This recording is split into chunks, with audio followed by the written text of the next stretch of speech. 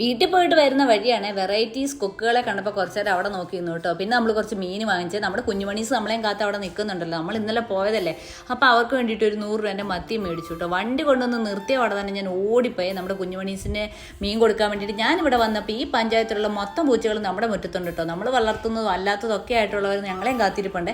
അങ്ങനെ എല്ലാവർക്കും കൂടെ ആ മീനങ്ങ് കൊടുത്തു കേട്ടോ. 100 രൂപേൻ്റെ മീൻ ഒറ്റയടിക്കും കൊടുത്തേ.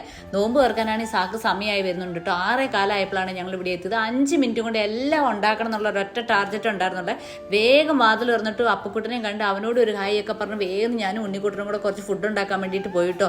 എന്തൊക്കെയാണ് ഉണ്ടാക്കാന്ന് ഒരു പിടുത്തം കിട്ടുന്നുണ്ടായിരുന്നില്ല. ഞങ്ങൾ അത്യാവശ്യം വേണ്ട സാധനങ്ങളൊക്കെ ആക്കി പെറുക്കി പാസ്ത ഉണ്ടാക്കി, ഞങ്ങൾ ജ്യൂസ് അടിച്ചു, കുറച്ച് കടികൾ ഉണ്ടാക്കി. ഇനി ചോറും കറിയൊക്കെ വേറെ വെക്കണം കേട്ടോ. സാക്ക് നോമ്പ് തുറക്കുന്ന സമയത്ത് കൊടുക്കാൻ വേണ്ടിയിട്ട്.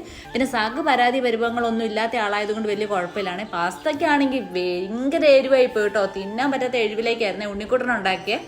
അതുകൊണ്ട് അത് ഫെയിലായി പോയിട്ടോ. ബാക്കിയൊക്കെ വലിയ കുഴപ്പമുണ്ടായിരുന്നില്ല. പിന്നെ സാക്ക് വേഗം കൊടുത്തു കേട്ടോ. ചോറും കറിയൊക്കെ എന്നിട്ട് വയ്ക്കാമെന്നും പറഞ്ഞുകൊണ്ട്. ഇതുപോലെ തിരക്കിട്ടൊക്കെ ആരെങ്കിലും ഉണ്ടാക്കി പെറുക്കി എന്തെങ്കിലുമൊക്കെ തിന്ന സാഹചര്യങ്ങൾ ഉണ്ടായിട്ടുണ്ടെങ്കിൽ ഒന്ന് കമൻറ്റ് ചെയ്ത് അറിയിക്കണം കേട്ടോ. നമ്മൾ കൊണ്ടുവന്ന കൊലയാണിത്. പച്ച മേടിച്ചിട്ട് പഴുത്തിരിക്കുന്നു കേട്ടോ ഇവൻ. ബാക്കി സാധനങ്ങളൊക്കെ മെല്ലെ മെല്ലെ പെറുക്കി ഫ്രിഡ്ജിലേക്ക് വെക്കാനുള്ള പരിപാടിയാണ്. കുറേ പേരെ കൊന്നു വെക്കാണ്ട്, കുറേ പേരെ കൊല്ലാതെ വെക്കാണ്ട്. ഇഷ്ടമാവുകയാണെങ്കിൽ ഒന്ന് സബ്സ്ക്രൈബ് ചെയ്യണേ.